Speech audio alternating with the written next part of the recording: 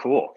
So, welcome everybody. My name is Jonathan Greachin. I am a co-founder of the Founder Institute, and the Founder Institute is the world's largest pre-seed startup accelerator. So we now operate in over 190 cities around the world. We have over 5,000 alumni. They've created a lot of value, raised about $1 billion worth of funding. And when I say that we're a pre-seed accelerator, what that means is that we work with companies at the various early stages. So we take entrepreneurs really at that idea stage, and we move them and we get them to that point where they sort of have that escape velocity where they can get to traction or funding to bring the companies to that next step. And FI started in 2009. So this is a picture from our company offsite that we did in January of 2020, right? And that was kind of our 10-year anniversary. It's 11 years technically, but basically we were going into the 2020s at this offsite and trying to be a little bit introspective and be like, okay, we accomplished a lot in those first 10 so years, the first decade of the Founder Institute. What do we want to do now with this next decade, right? As we go into the 2020s, what do we want to do? And yeah, if you go back to January 2020, there's no sight of masks here. There's no sight of any, sanitizer or anything like that. We were so young and precocious, and we had no idea what was coming our way, right? But anyway, at that meeting, and really what we had realized throughout the 2010s, I guess you can call it, right, is that entrepreneurship has largely been democratized, right? Or at least definitely relative to what it used to be before, right? And this is sort of on the bright side of things. Like the barrier to entry for people to launch businesses has significantly dropped, right? And there's a couple main reasons for it, in my opinion, like the advent of cloud technology, Amazon Web Services, and other similar types of technologies just drove the cost to launch, especially online businesses, down to basically zero, right? You would just pay as you go.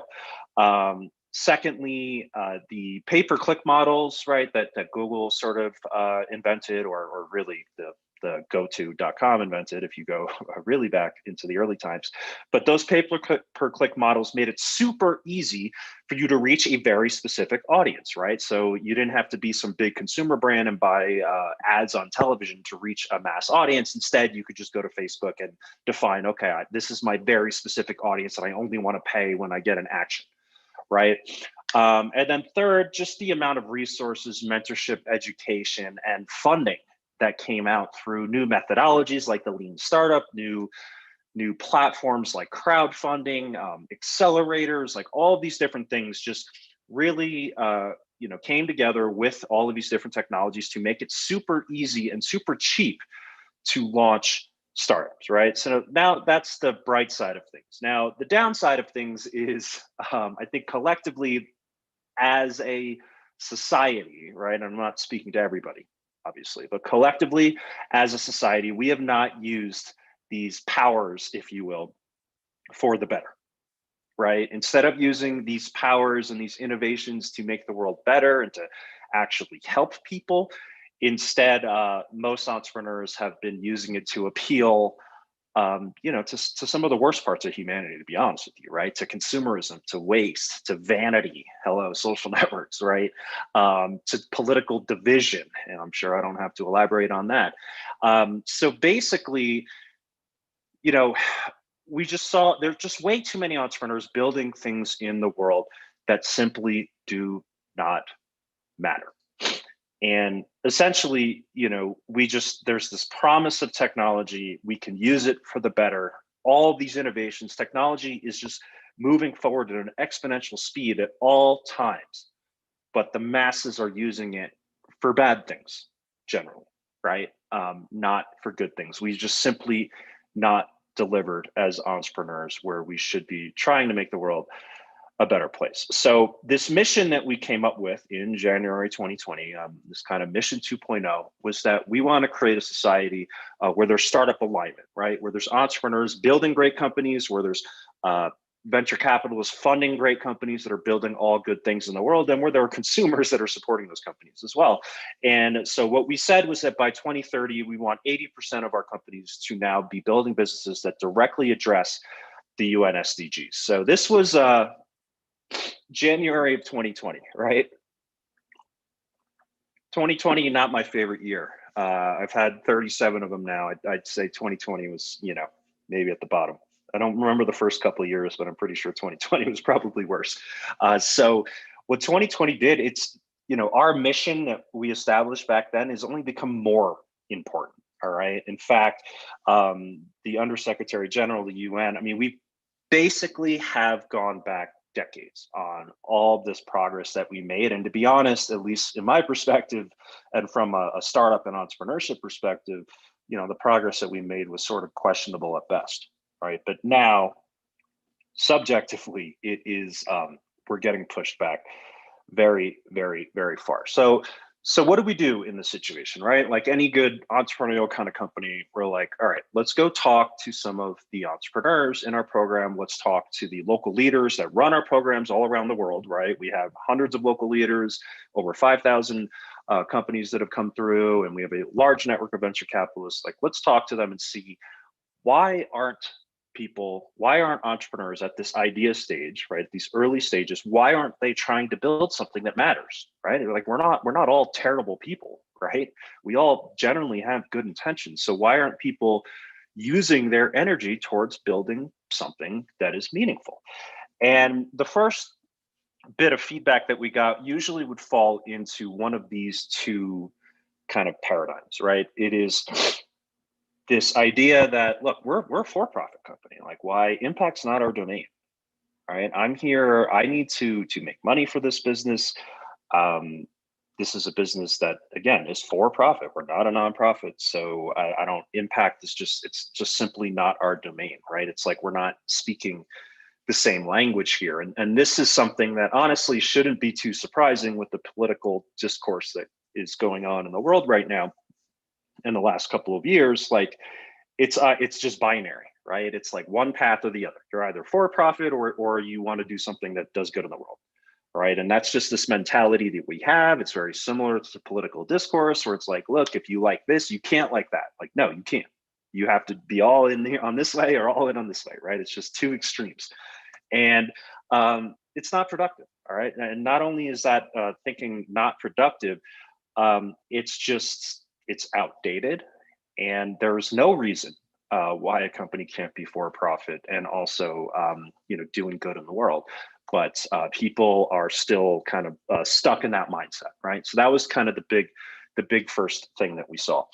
Now, the second major piece of feedback that we got when we were talking to entrepreneurs is this idea that, look, and I get it, right? It's like I'm an entrepreneur of this fledgling business. I'm just trying to make payroll next month, right? Or I'm just trying to build something to create a nice living. I'm not trying to change the world, right? I like, what difference can I really make against all of these massive problems that we have in the world, right? And I guess I would call this sort of the Elon comment, right? It's just like, look, I'm not Elon Musk, like, and I'm not him. He's smarter than me. Like, I can't be him. Like, I'm not trying to be Elon. I'm not trying to change the world. I'm just trying to build this little business that I have, right? And a lot of it is, it's sort of a feeling of despair, right? Or just like, I don't know, indifference would probably be the wrong way to categorize it. But the idea is like, look, I'm just building this little business. How the hell, this is the first SDG, no poverty. How the hell can I fix poverty? Right? I'm just a single entrepreneur building like this little app or something like that is something that is the domain of other businesses, right? Or other massive organizations with their massive budgets, right? And I just threw a couple on here real quick. And so there's just this feeling of indifference and just not a feeling of helplessness of being able to do anything, and just like, look, that's not me. Right. So in working through this with the team at FI, we kind of came to this realization, right? While it is true that any small singular business, single startup or whatever is probably not going to have the singular impact of any of these organizations or any of these large organizations, and I'm not saying you can't, right? But the chances are pretty low. That's a terrible excuse to not try to have some impact, right? And the reason why it's a terrible excuse is because while the small businesses and startups, they don't have the monetary resources, they don't have the political connections, they don't have all of that kind of stuff that those other organizations that I just showed have. But what they do have is strength in numbers. Okay. On a yearly basis, over 650,000 companies are started in the United States alone. All right. So start to do the math on that, right? While maybe not one of those companies, well, hopefully one of those companies will become a Tesla or something like that, right? But even if they don't, of those 650,000 companies, if you had, like, imagine a world where just even a small percentage of that, right? 10% and of those companies are just trying to do their part, trying to do a small part, maybe not trying to solve poverty or solve climate change or any of these massive problems that honestly just aren't a reasonable thing to take on in that context, right? Imagine 10% of those 650,000 in the US alone are just trying to do a small part of getting towards these SDGs. Right now, that cumulative impact can equal or far surpass the impact of any of those big businesses, right? So, basically, the idea here is that, look, not every entrepreneur needs to change the world. Not every entrepreneur can change the world, and frankly, not every entrepreneur even wants to change the world, right? And that is totally 100% fine. All right. If you do, that's great too, right? But I'm here to talk about democratizing impact. And that is where, I think there's this idea where it's like, okay, if I can't singularly change the world, then I'm just gonna not try to change the world and just try to squeeze $1 out of this transaction or something, right? Like, no, every entrepreneur can do their part to make progress on the SDGs. And if we can do that, if we can sort of activate that long tail of entrepreneurship, right? Again, now you have tens of thousands, hundreds of thousands of companies. While each of those companies doesn't have the singular impact of a Bill and Melinda Gates Foundation or the UN or Tesla or anything like that, their cumulative impact can be much, much greater. So I'll give you some examples here too, right? Because one of the biggest pushbacks we'll get is like, hey, I'm building an app or something. I'm building a SaaS product, right? I'm not building like smart wheelchairs, and we have a company that does that, which is awesome, right? But the business that I'm building is just simply not like impact, right? So I'll give you two examples here of two businesses that you might not think would be impact, but are. So we have a company called Isuzu out of New York City. At its core, Isuzu is a SaaS product, software as a service, essentially for landlords to manage, collect, billing, and all this stuff with tenants in large commercial buildings, right? Or sorry, in large residential buildings, big condo buildings, things like that. That's what it is at its core. Now, Isuzu goes the extra step, all right, of not only helping those landlords get collect those payments and stuff like that, but now it's integrated with credit agencies so that all of the tenants in all of these buildings, right? Normally as a tenant, if you pay rent on time, what does that mean? Nothing, right? It's like the money's out of your account, you don't get evicted, right? Not a great strong carrot there. Only if you don't pay the rent on time, then it hurts you credit, right? So Isuzu's trying to kind of flip that on its head. When you pay your rent on time, guess what? Now you can increase your credit score, right? It's created a whole interface for all of the tenants in that building. And basically that is directly impacting the SDGs because it's helping people build up credit and build up access to finances where hopefully they can buy a home eventually, right? So again, it's something at its core, you would look at it, oh, it's a SaaS product for commercial landlords or residential landlords, right? And there's probably thousands of those.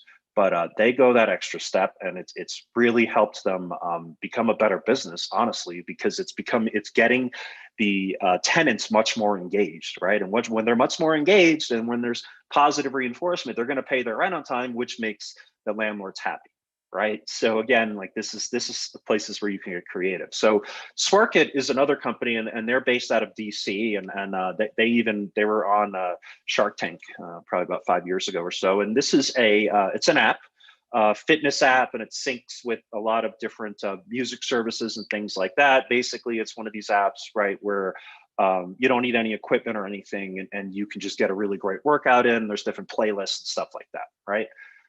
Swerkit takes the extra step where they're donating a good part of their profits towards something what they call the youth initiative, and they're providing the service for free to all of these different schools. And I'll just look at this right now. They've provided free access to over 15,000 schools, nearly 11 million students, right? To help them, again, get free access to these apps, to these different training regimens and things like this on their phones, which most of these students probably will have or will have access to.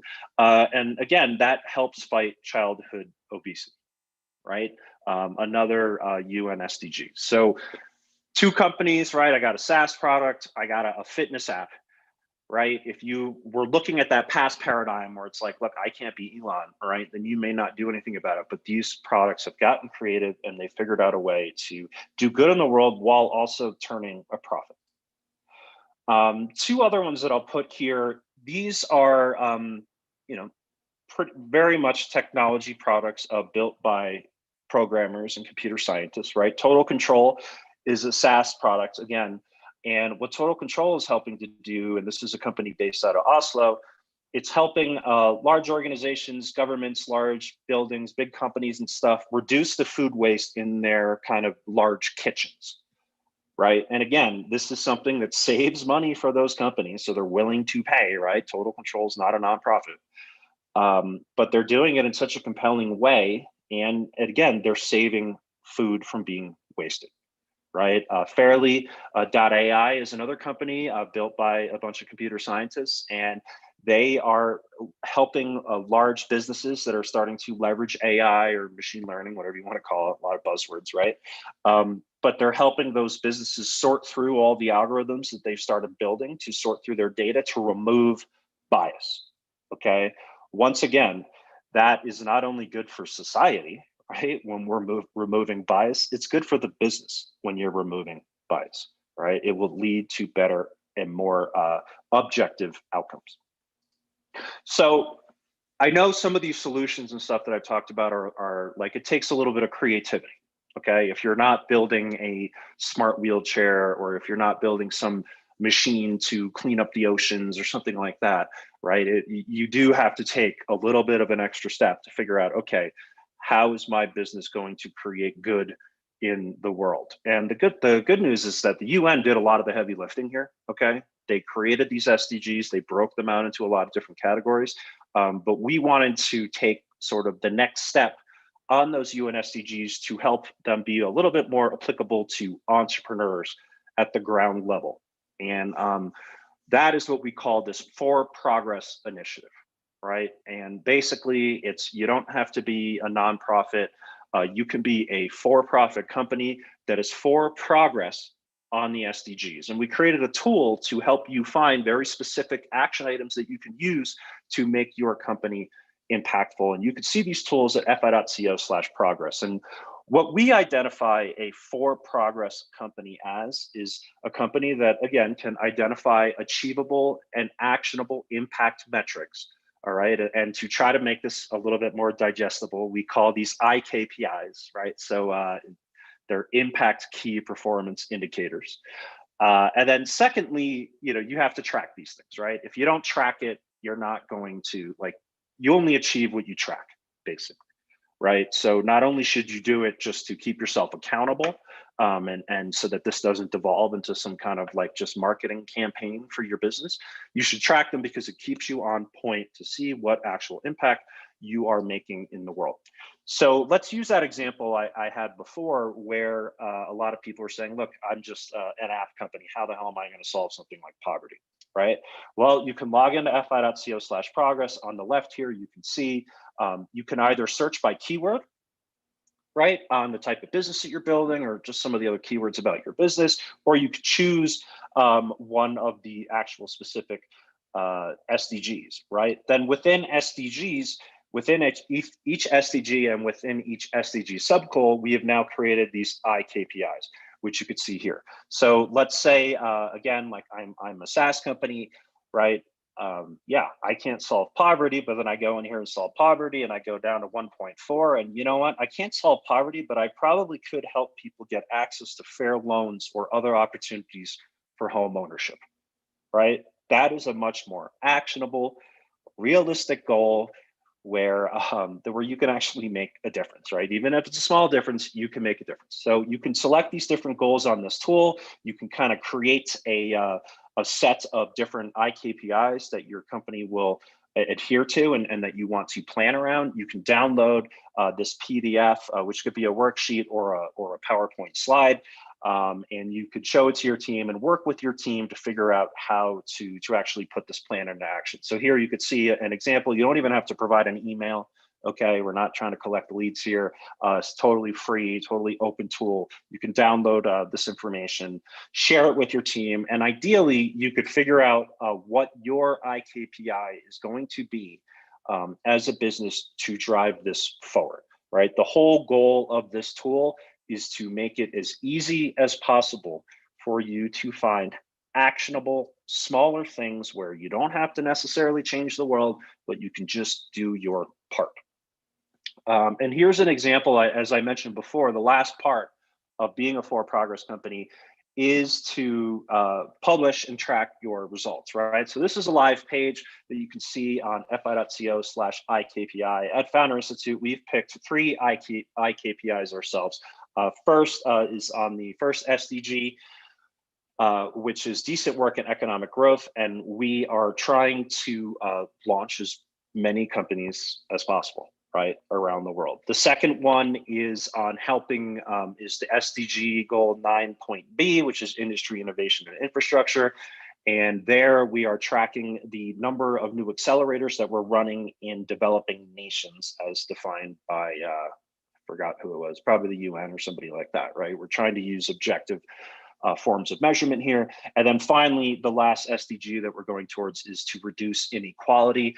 And basically the one that we have seen there, especially because we work globally, is to focus on helping women launch more companies and get more access to economic opportunities. And that's something that we're tracking as well.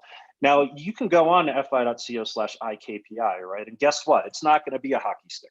Okay. And that's not the point, right? The point is not to make it, I mean, ideally it would be a hockey stick, right? But the point is to publish it, whether you're doing it or not. And just to be transparent about what you're doing, because that's going to keep you in check. Now, I think we're doing pretty well. We're doing decent, right? But the numbers go up and down, and we have a seasonal business. So part of that is a function of that. But regardless, anytime that chart goes down, that's not a bad thing. It gets us off our ass to figure out other ways to do it, right? And that's where the real progress will come. So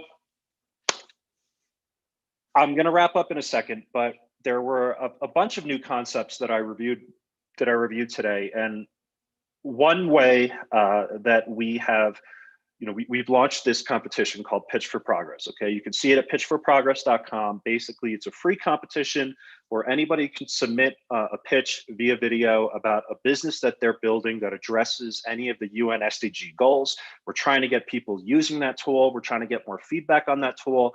And we're going to run a very, very large demo day of the companies that get selected. All right. And we're going to get a very big speaker for that demo day. We're going to have a few in the works right now. I'm not going to spill any beans for you, but it's going to be exciting. We have a lot of awesome partners, a lot of awesome journalists that are getting involved in this initiative. And really our goal with this competition is to help empower people, right, to figure out ways with their businesses to make an impact in the world. And then for the people that are doing that, to highlight them to the world as well, so that they can get more opportunities for press, hiring, funding, whatever it is, right? It's an international competition. I believe we've gotten applications now from over 50 countries. Please check it out at pitchforprogress.com. Totally free to join, totally free to apply. We'd love to hear your ideas, and we'd love to hear what you're working on, and see if we can highlight you and help you push it to the next level. And as a closing note here, let me just reiterate this, right? And I'll go a little bit more in an agro stance, okay? There are no excuses. Any company of any size can help make progress on the SDGs. Okay, all it requires is for you to change your mindset and say, okay, if I can't fix poverty, then what's the use? Like, no, that's not true. You are part of a mass. You are part of a growing mass of entrepreneurs. The number of entrepreneurs around the world is growing on a daily basis. It's growing exponentially. You are part of this growing mass. And if you can just play your part as part of this growing mass, that will have a more cumulative, a larger cumulative impact than the biggest NGOs, the biggest governments, the biggest for-profit companies that are making progress in the world. All right, let's just each try to do our part. Thank you. Thank you, John. Thanks for going through all of that amazing framework and insight into what is for progress. You know, why is it so important? How we were able to focus on it as a company ourselves, and also how we built tools to help other companies focus on impact moving forward. That was a really wonderful overview. So some of the things, if you do have any questions, if you're there in the chat and you have any questions about impact, about measuring impact for your company, we've done a few different sort of clubhouses and things working with founders and live, sort of helping them find their different IKPIs. So if you need some help today or would like some insight, please do put your questions in the chat. In the interim, I'd like to talk a little bit more about the Pitch for Progress competition really quickly. So let's say a founder is very early stage and is working on something that doesn't seem aligned with the UN SDGs right now. They've officially gotten on board because you've inspired them, and now they're going to go to their For Progress tool. They're going to identify some sub goals to work on. And now what's the next step in terms of from there to getting to the Pitch for Progress competition? I'm assuming it's working on what we call an impact thesis, right? Which is building that piece into your pitch. Can you share us a little bit more about what that could look like, John? Yeah, sure. And I first I'll just take a step back and say, like, this methodology, right? And that's why we called it IKPIs, right? Impact KPIs, because it's the same methodology of with key performance indicators, right? You take a huge problem, right? Okay, I want to boil the ocean. Well, you know what? Going in and saying I want to boil the ocean, not very useful, right? You have to figure out actionable and measurable ways for you to take the first step of boiling that ocean, right? And every single business can be equated to that, right? I don't care if you are literally trying to boil the ocean or if you are literally trying to, just build a little app to help connect people in your neighborhood or whatever, right? All of those things require thousands of steps. So in the beginning, you really just have to break it down into actionable KPIs to build your business. And we want to encourage people to not only do actual KPIs on the business side, right, and necessarily building the product and things like that, but also from the impact side.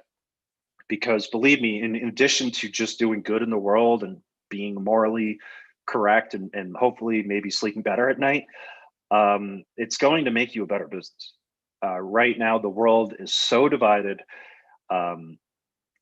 Everything, and I alluded to a little bit in the presentation, everything is just been gone to the extremes, right? You're either here or you're here, and you can't be anywhere in between. And as a result, consumers, especially millennials, or I'm losing track of the terms now. I don't know. I think I'm a geriatric millennial. That's something I just learned. But there's millennials and Y, X, whatever, right? Young people, let's just call them, are more and more, they're voting essentially with their dollars, right? When they buy a product, they're not just buying it, because it's cool or whatever. More and more, the values of that product, stands for, the causes that product supports and those brands support, is becoming a much larger part of everybody's purchase decisions. So the businesses that do not think about this stuff, that are getting started right now, are going to put themselves at a significant disadvantage. All right, because a big business, let's say a Walmart or something, okay, here in the US, the biggest retailer in the US, I believe, they started a long time ago, and they definitely didn't start with any impact initiatives. Now they're just kind of slapping impact on the side of their brand, right? Because it's important to their consumers, right? People are more and more seeing the difference between a marketing campaign and actually what a brand stands for, right? As an entrepreneur, as a company at the very earliest stages, you have the opportunity to bake it into your company's brand, product, processes, culture, everything from day one. All right. And that is a significant advantage. It's just as much of an advantage as a startup as, the ability to move fast, the ability to target small audiences, all of these different advantages that you have as a startup. That advantage is there as well. And you should use it. Okay. It's going to help you attract customers. It's going to help you attract great talent, right? As a small company, you're not going to be able to pay, you're not going to be able to compete with the Walmarts and these other big companies on salaries, right? So you can attract people by your mission, by the social good that you're trying to do in the world. It's going to help you attract talent. It's going to help you attract funding. It's going to help you attract press, right? The media loves to write about people doing good in the world, not the people squeezing another 2 cents out of every dollar, right? So it is an advantage for you to do this. And that's why we built this tool, and again, I can't accentuate it. I can't say it enough. Like, it is to help you not only do good in the world, but it's also to help you build a better and more enduring business. Absolutely. And every little bit of impact that's made is exponential, right? Every little bit of work that's done by each individual company compounds, and ultimately, sort of creates a better world for us all. So one of the things that you touched upon was the ocean, and so and I think you used the sort of phraseology because it's such a big place, and it's obviously incredibly important piece of our earth, and something that plays a huge role in our climate. So like if somebody was trying to save the ocean, so to speak, right? And they have to bring that down from I want to save the ocean all the way down to what is actionable, right? So an example of that might be, reducing the amount of waste in the San Francisco Bay Area that pours into the ocean, right? And so that's already making it smaller. And then how else would you sort of dig down from there, right? Then our call to action to you is to say, okay, the next step is maybe it's actually cleaning up a single beach. And then maybe even more so than that, it's actually, and what we would encourage you to do is say on your website, we have reduced the amount of waste on Ocean Beach in San Francisco by 5%, for example. Yes. I think that's a super, super useful and super quick way to look at it, right? It's like, okay, how do you divvy up a pie? Geography, right? Number one, right? And let's say you even wanted, what are other ways to do it? It could be on who are the people or who are the, I don't want to say people, right? But who are the whatever entities, either companies, businesses, whatever.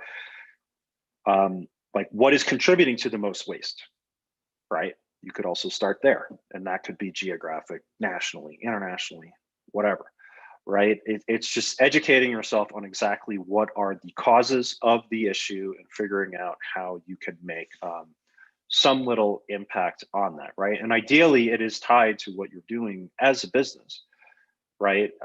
If you're building an app that is completely unrelated, while it's a nice thing, right? And I always look at these as sort of marketing campaigns, right? If I'm buying a hat or something, and it's like, hey, every dollar you spend on this hat, goes towards the oceans or whatever. Like that's nice. Okay, that's great.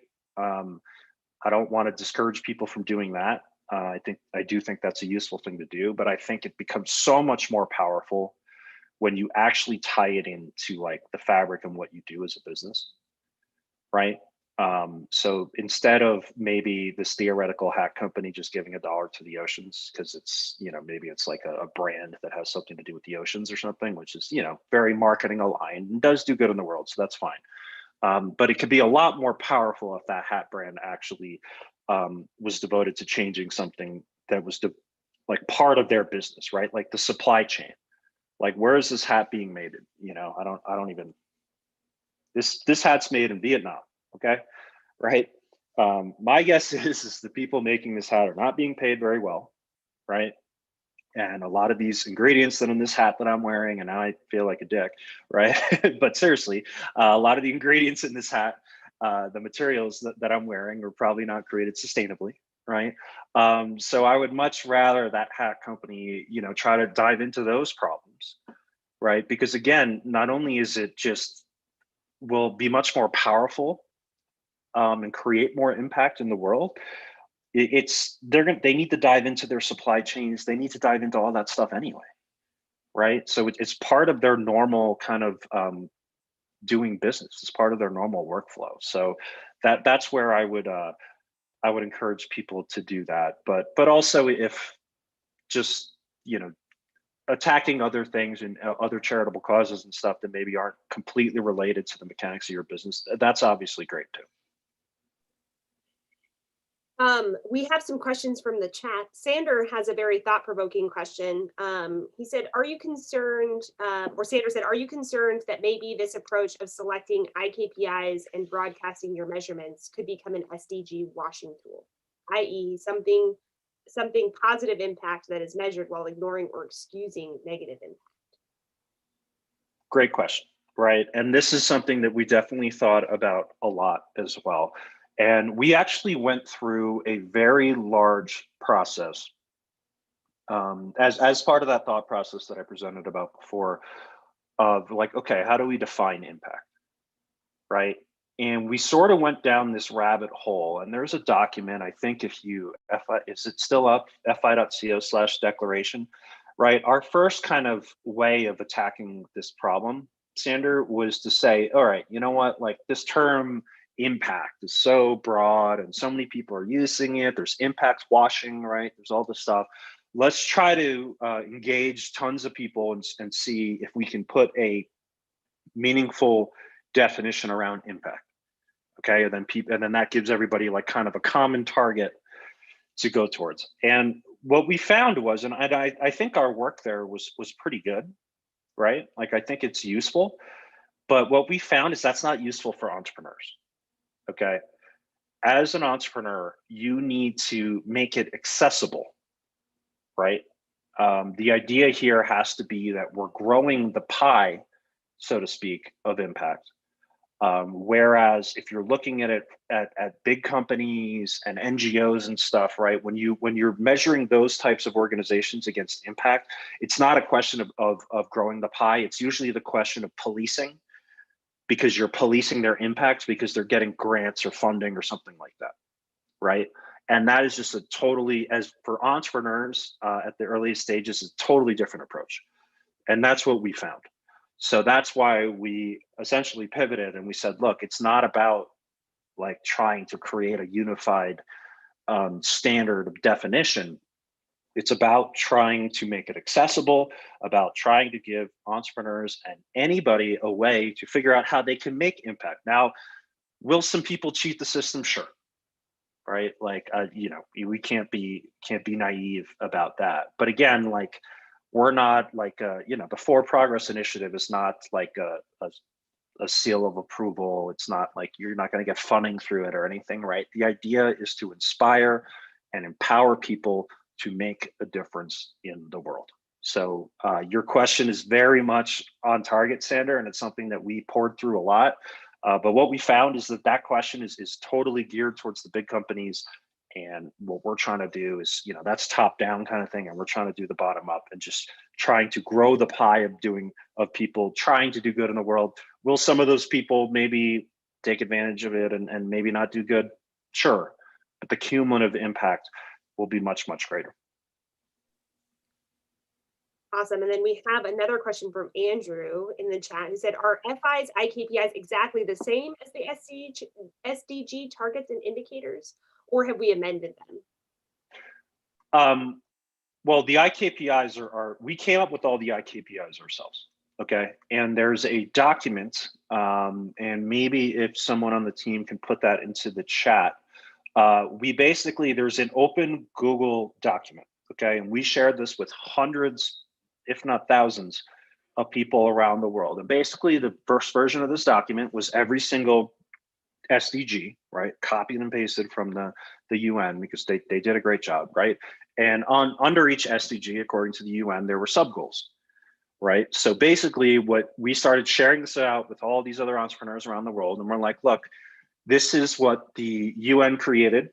It's super useful, right? Our thesis was that it's super useful for big NGOs, big organizations, governments, et cetera.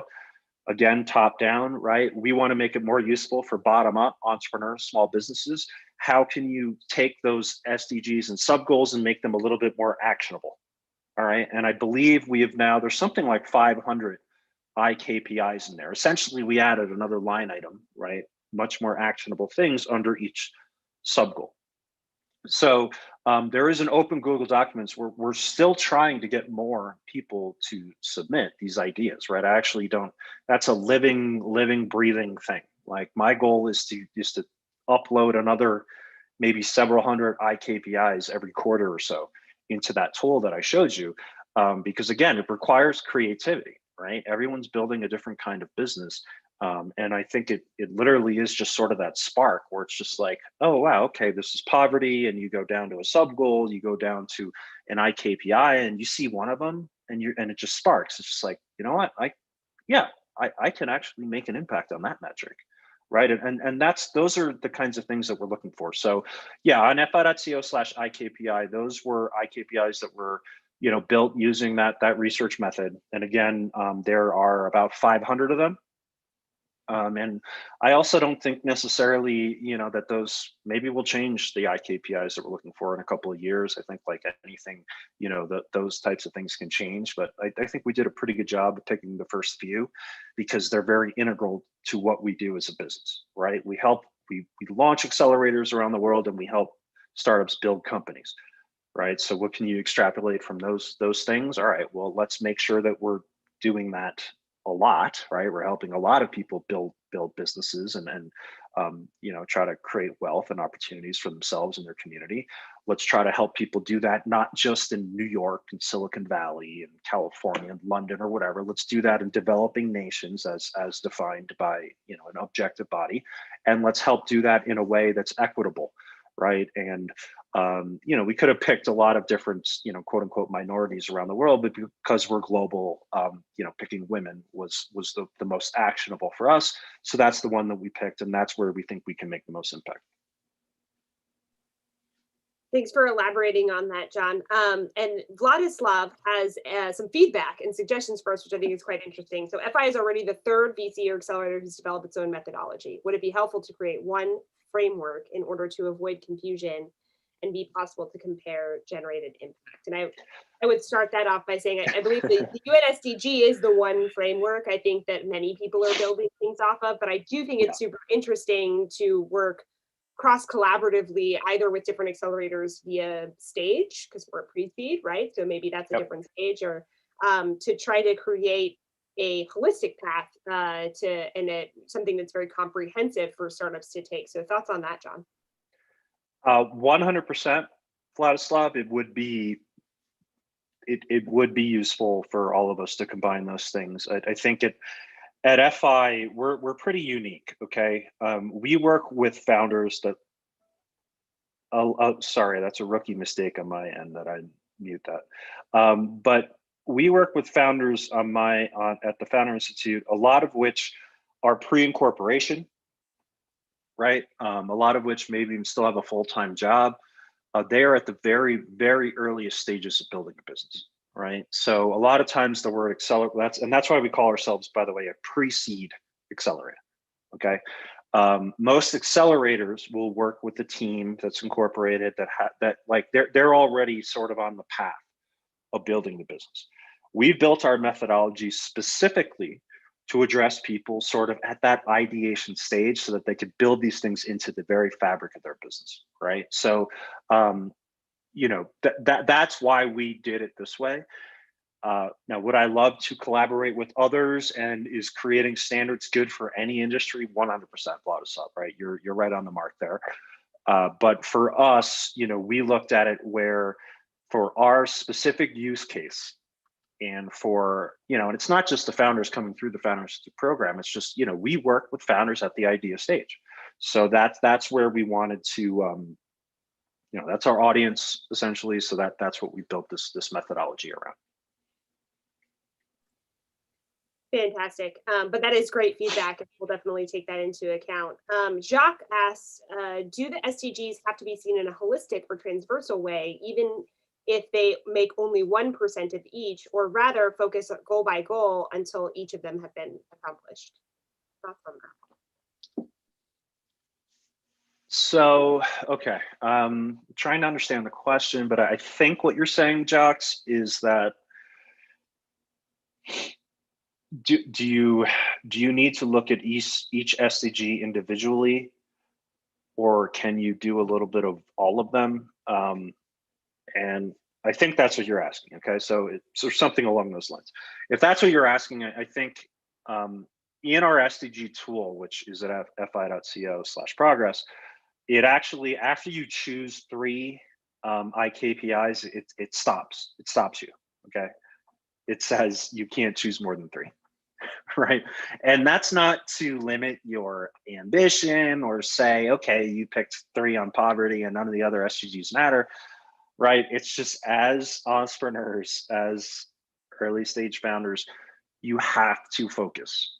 All right. It is, in my opinion, I speak at a lot of conferences about this. Focus is the #1 killer of startups. All right. You essentially have a limited amount of time, a limited amount of money, a limited amount of resources. So what you focus on determines whether you even give yourself a shot to be successful or not. So in that same vein, Jacques, I would say that, yeah, it's better for you to focus on one, and not even just one SDG, one IKPI, right? Each SDG is going to have like 50 IKPIs or whatever. Focus on the smallest possible one that you can. And you should be taking the same approach with the other parts of your business as well, right? You shouldn't focus on reaching 20 different customers. You should focus on reaching one very specific customer that has one very specific problem. And your product should very specifically solve that problem with one feature, et cetera, right? So focus is key, I think, not just in SDGs, but just in entrepreneurship in general, and just getting shit done, right? Excuse my French, but that's the methodology, and that's our thought on it. So rather than spreading yourself too thin over several IKPIs or several audiences or several products as an entrepreneur, the more you can focus, the better chance of success you're going to give yourself. I agree. And I think that that's one of the things that we've really focused on too, right? So for example, we've talked about the Female Founder Initiative and helping women create more companies around the world. That can, in theory, fall into a lot of different categories, or a few different categories on the UN SDGs. And it really came down to how we're going to measure it. And our measurement for success is the number of women-founded companies year over year and quarter over quarter. We want that to increase. And so we've been holding ourselves accountable to that number for 4+ years now, and working towards, we've gone all the way from 17% now up to 34%. And so we're very proud of that number, and we're very proud of that progress. And I think still got a long way to go. Still got a long way to go. Absolutely. We're working towards 40. And when we reach 40, then we're working towards 50, right? So that is our ultimate goal. But I do think that the specificity of goal, and then also the measuring specificity, gives a North Star to your impact, as well as really gives the team some way to your whole team some way to actually see that success is happening. And that impact, especially while we're all working from home separately in our homes, it's hard to feel the impact you're making in the world, right? Through our computers, through what we're building. But I do think that the IKPIs also allow people to really understand and feel like they're part of the impact as well. That's a really good point, Rachel, right? Like having that North Star, right, as you called it, for IKPIs, right? Impact key performance indicators, or even just a key performance indicator for your business. Like, it's always important.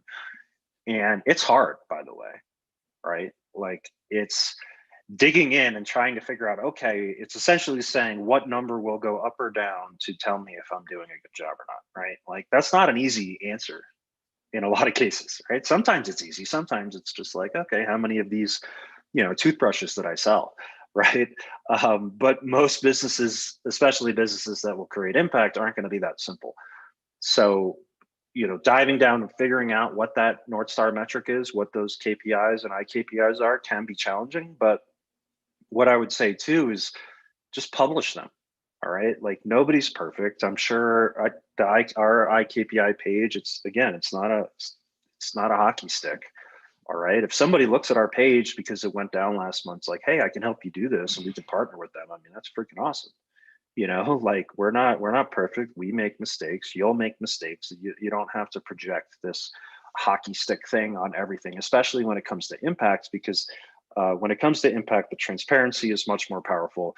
And also the ability for people to reach out, that share, there's the emotional connection, right? If you're trying to do something in the world and you have a cause, there will be an emotional connection. Will people will reach out to you to help?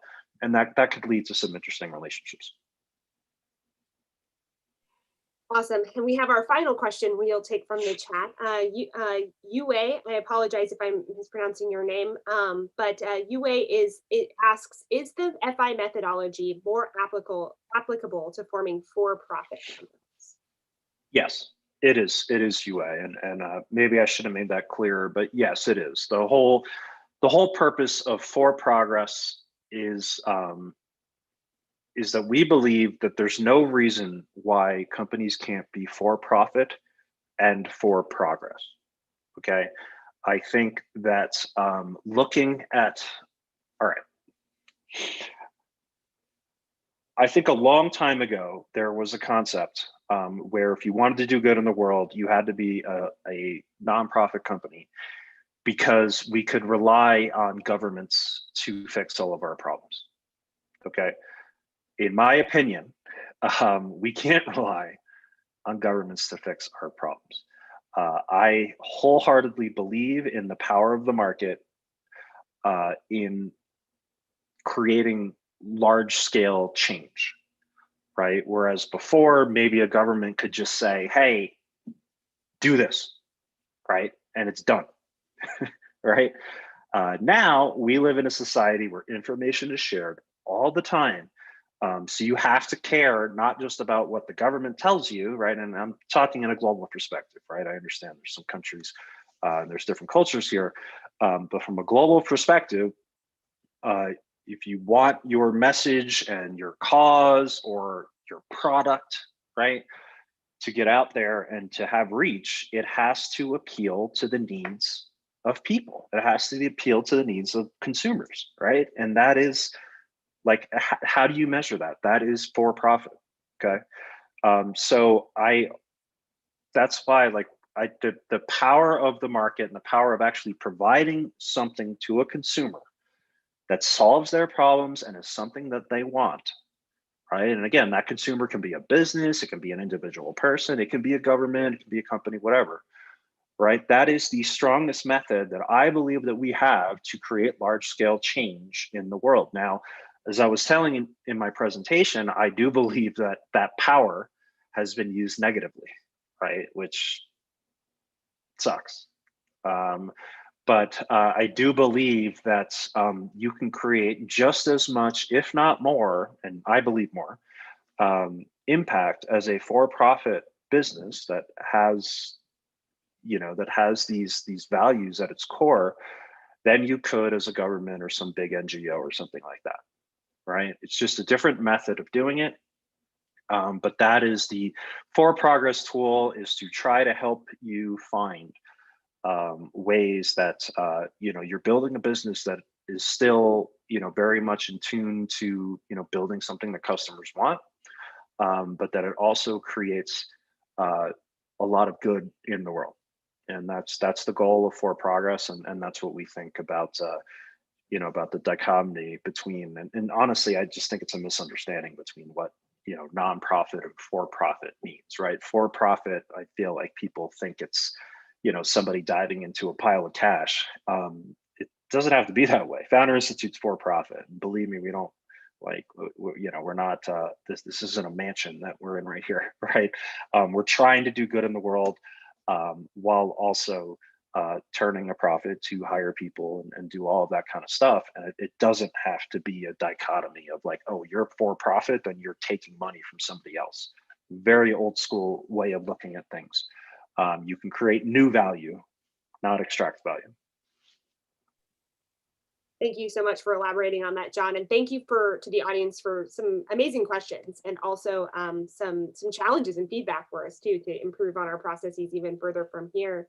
So really quickly, if you were here for John's presentation, you may have visited pitchforprogress.com, and you may have even been interested in submitting your short pitch video to tell us about your impact company. And we're here to announce that actually, because we've had so many amazing submissions, you may see on that page that the deadline says it's tonight, which it is, but we are here to extend that deadline and share it first and foremost with the Change Now audience to June 11th. So you have until June 11th to submit your short pitch video so that we can hopefully, if you become a semi-finalist, you'll get some coaching and some feedback from us to help you work on your pitch deck.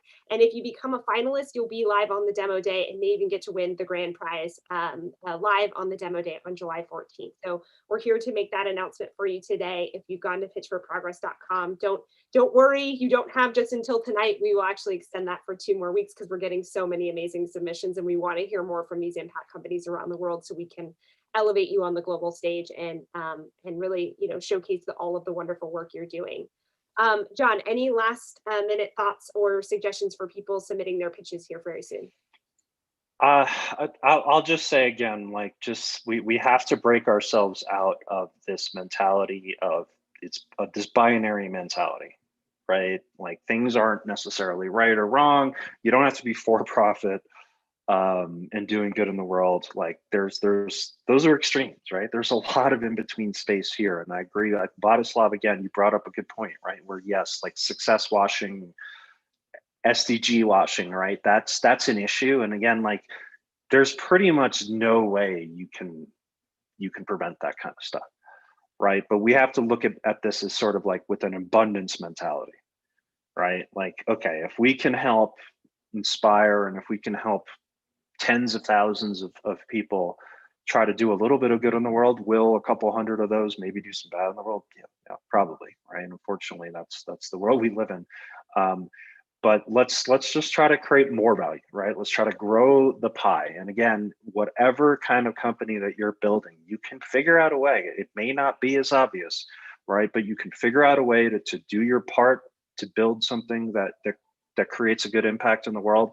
And check out fi.co/progress. That tool is there to help you do it. And if you come up with some good ideas, please submit to this pitch competition at pitchforprogress.com.